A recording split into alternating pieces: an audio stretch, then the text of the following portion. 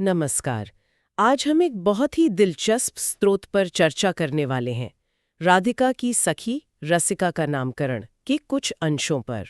जी, ये एक आध्यात्मिक कथा का हिस्सा है जिसमें रसिका नाम की एक पात्र हैं और उन्हें सिर्फ एक पात्र नहीं बल्कि राधा रानी की ही एक सखी माना जाता है जिनका पुनर्जन्म हुआ है। हाँ, और हमारे पास जो अंश है जिसे रसिका प्रेम वाणी कहा गया है, उसमें वो खास पल है जब एक संत उन्हें पहली बार रसिका नाम देते हैं।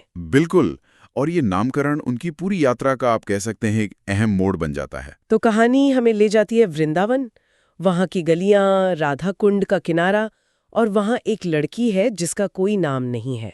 स्रोत बताता है कि चेहरा तो शांत है पर आंखों में एक अजीब सा गहरा दर्द है। और ठीक उसी समय कहानी में एक मोड़ आता है। हाँ, एक वृद्ध संत वहां आते हैं। वो उसे देखते हैं और बस यहीं से सब बदल जाता है। एक नाम दिया जाता है जो उसकी पहचान बन जाता है, उसका उद्देश्य बन जाता है। चलिए इसी घटना पर थोड़ा और गहराई से बात करते हैं।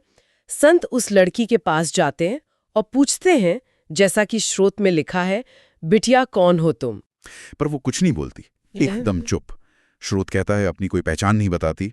ऐसा लगता है जैसे उसे कुछ याद ही नहीं। ये चुप्पी थोड़ी अजीब है ना? क्या ये सिर्फ भूलना है या फिर इसका कोई गहरा मतलब है? स्रोत तो इसे सिर्फ याददाश्त खोना नहीं मानता। शायद ये वो खालीपन है जो एक नई पहचान का इंतजार कर रहा हो, एक दिव्य पहचान का। अच्छा। और संत वो इस खामोशी को समझ जाते हैं। उनकी प्रतिक्रिया बहुत खास है। हाँ, यहीं आता है वो क्षण जिस पर स्रोत इतना जोर देता है। संत अपनी आंखें बंद करते हैं और कहते हैं, वो कहते हैं, तू नाम से नहीं भाव से जानी जाएगी। तेरा नाम होगा रसिका। रसिका। हाँ, राधा रानी और ठाकुर जी के रस में डूबी हुई एक आत्मा। रसिका, इस नाम का क्या खास मतलब बताया गया है स्रोत में? ये सिर्फ एक नाम है या कुछ और? नहीं नहीं नहीं, सिर्फ नाम नहीं, रसिका यानी रस में डूबी हुई। अब ये रस क्या है? ये भक्ति का रस है, प्रेम का रस है। मतलब ठाकुर जी और राधा रानी की लीलाओं का, उनके प्रेम का रस। बिल्कुल। तो ये नाम सिर्फ एक लेबल नहीं है, ये उसकी पहचान है, उसकी सेवा का बुलावा है, एक तरह का डिवाइन ड्यूटी, एक दिव्य दायित्व है। तो ये नाम उसके होने का मकसद तय कर देता है। हाँ बिल्कुल, उसके वजूद का सार बन जाता है। और बात यहीं खत्म नहीं होती। संत आगे और भी गहरी बात कहते हैं। अच्छा, क्या कहते हैं वो?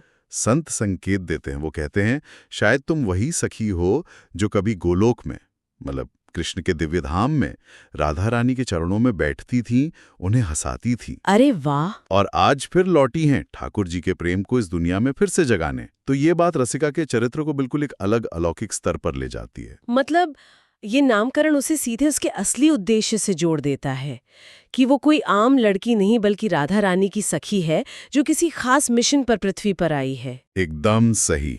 रसिका प्रेम वाणी इसी पल को कहानी की आत्मा मानता है। ये नामकरण सिर्फ एक घटना नहीं, ये एक दिव्य मोड़ है। यहाँ से उसका रास्ता तय होता है। वो नामहीन लड़की अब रसिका बन जाती है, जिसके कंधों पर एक बड़ी जिम्मेदारी है। हाँ, राधा रानी और ठाकुर जी की सेवा की। अब उसकी यात्रा सिर्फ उसकी अपनी नहीं रही।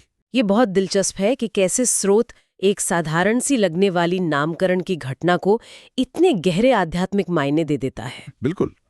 तो हम कह सकते हैं कि रसिका नाम मिलना ये सिर्फ एक परिचय नहीं है, ये उस पात्र को गहराई देता है, एक उद्देश्य देता है, एक आध्यात्मिक दिशा देता है। सही कहा, ये कहानी का एक निर्णायक बिंदु है। हाँ, और कहानी यहाँ रुकती नहीं है। स्रोत बताता है कि इसके बाद अगली कड़ी में रसिका बरसाना जाती है और वहां उसे लाडली जी यानी राधा रानी के पहले दर्शन होते हैं। अच्छा, तो ये उसकी यात्रा का अगला पड़ाव होगा। जी, जहां उसका रसिका नाम शायद और भी ज्यादा सार्थक हो उठेगा। वाकई ये सोचने वाली बात है कि कैसे एक नाम किसी की पहचान से कहीं ज्यादा हो सकता है। जैसा इस स्रोत में दिखता है, नाम किसी का भाग्य तय कर सकता है। उसकी सेवा भावना, उसकी पूरी आध्यात्मिक जिम्मेदारी, सब कुछ परिभाषित कर सकता है। हाँ, रसिका नाम उस पात्र के लिए ठीक यही करता हुआ लगता है। एक नाम और पूरी नियति बदल गई।